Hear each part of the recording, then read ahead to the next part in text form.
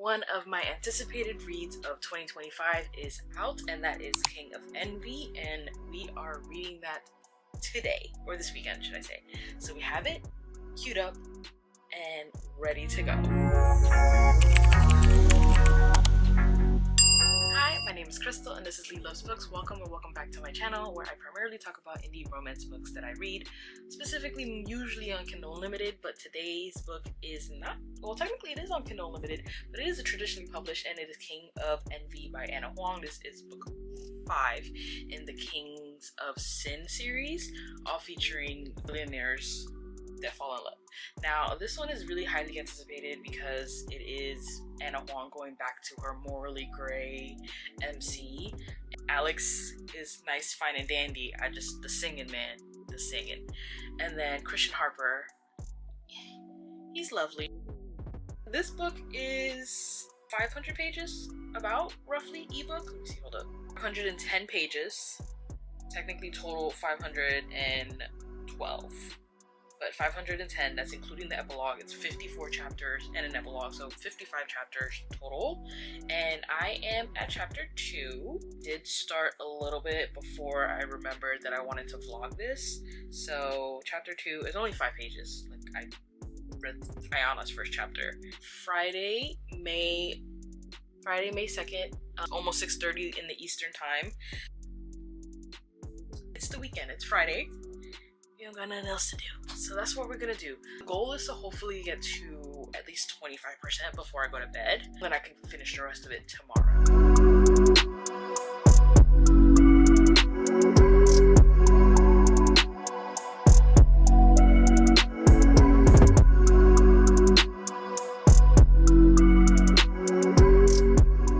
Okay, so we clearly showered. I washed my face in the shower. Now I'm gonna do skincare, and I figure I should show y'all because that's another obsession I'm into besides books. Is skincare. So I'm gonna take my glasses off.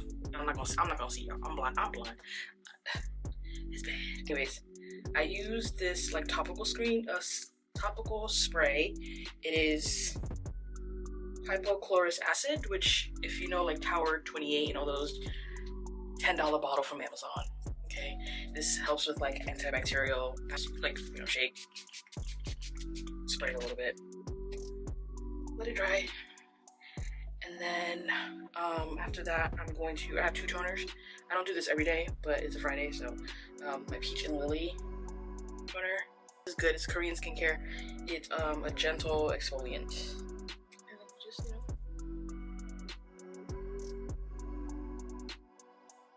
I also go on the other side. You're supposed to do all that. I've been testing the Laneige, I think that's how you say, the milky toner. I like it. I think I want the bigger bottle so I can get the spray, because I feel like that would be easier. This is a very watery consistency.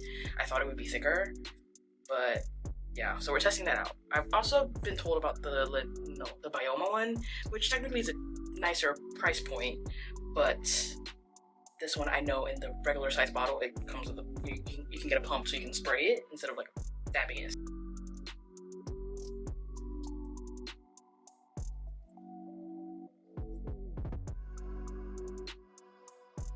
So get up here a little bit. It's just I don't want my edges to get wet until I dry down.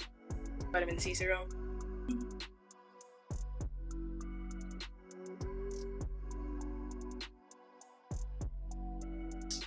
If you're not looking like a glazed donut when you do your skincare, you're not doing it right. So you gotta hydrate. I have dry combo skin, so like my T-zone gets a little oily, but my cheeks and everything else gets like really, really dry. So it's like a delicate balance. Oh, sorry, this is the moisturizer. I'm pretty sure I showed this in a previous video. So I know some people use little dabs.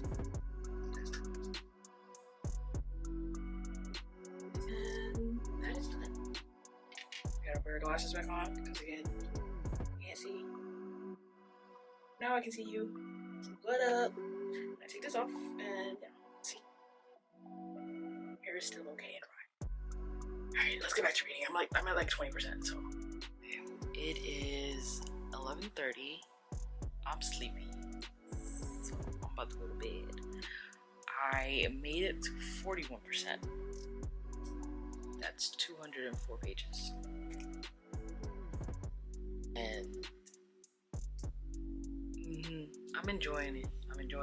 At first, I was kind of a little hesitant, I'm not gonna lie, because there's like 3 different storylines going on in this book, like 3 different plot thingies.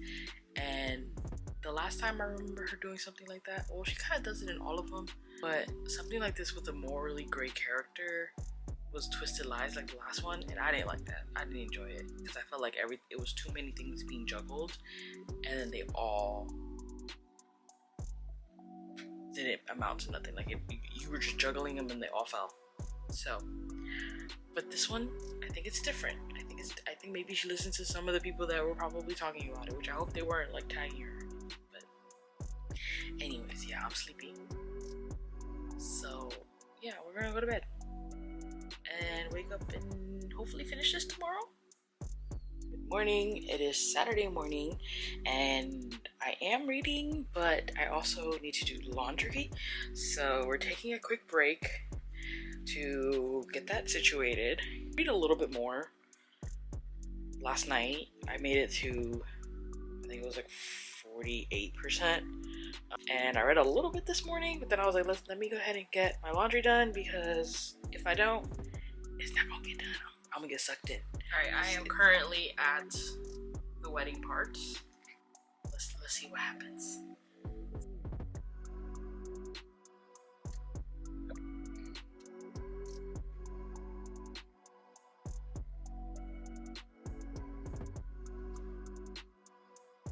He got money.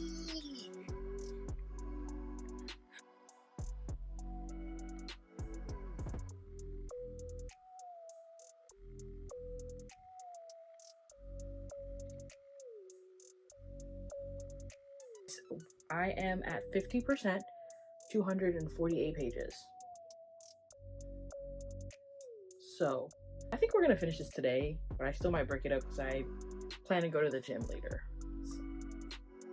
Something about this family member that keeps being mentioned, I'm not gonna say whose family member in relation to who, it got my antennas going. Because this family member is supposed to be deceased. I don't think they're deceased. Because why does it keep mentioning? I don't think they're actually dead. I don't believe it for a second. People can thirst whoever they want to, but I don't like Roman. I'm gonna say that right now. I don't like that. I don't like him. Because what he just did, yeah, I mean, I am not a huge fan of third act conflicts to begin with, but when it makes sense for the plot and for them growing as a couple, I'm fine with it. I don't like it when other people have a hand in that. So if he's gonna be one of the MCs for the other one, here we go with a kidnapping. Could you be any more freaking cliche?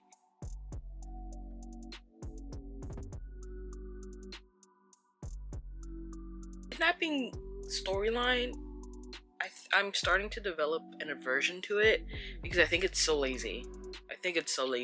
Because why are you going down an alley?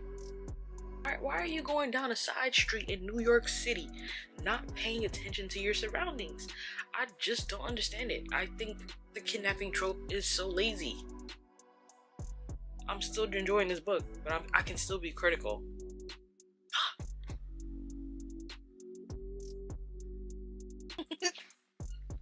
Oh, I love the cat. I hope nothing happens.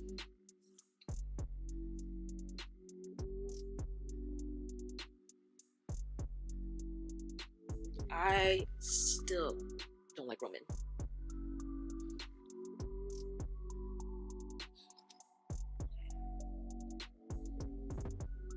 Okay, so I officially finished. I think I ended up giving this a 4.5. Simply because, one, found myself, again, very irritated with Roman. I guess that's not really a real reason why to give it, but I feel like sometimes the kidnapping trope is just overdone. My thought about the dead relative did not come true. That relative was really dead. The fact that it kept being brought up made me be like, is there a reason why this keeps being brought up? So it was a little bit repetitive, I'm not gonna lie. I feel like pacing was okay. It is 500 pages, 510 pages or something like that. But I feel like the chapters read very quickly. Like, once, it took me a little bit in the beginning to like get into it, but once I was in it and I was speeding through it. Finished it a couple hours ago. I just forgot to record as soon as I finished.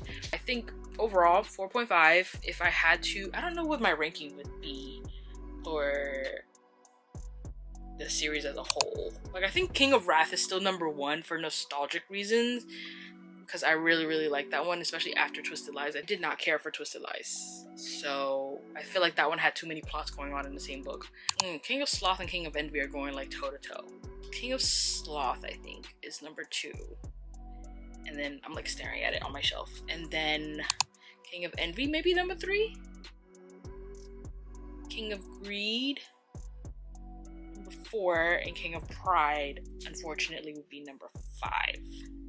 I feel like King of Pride was a little bit boring. My own thoughts about that. But anyways, yeah, overall, not bad. I read a 500-page book in a day. We love that. You managed to watch this whole thing. Let me know your thoughts. If you've read King of Envy, if you are currently reading, plan to read it, let me know. Drop it down in the comments. Thank you so much. Bye.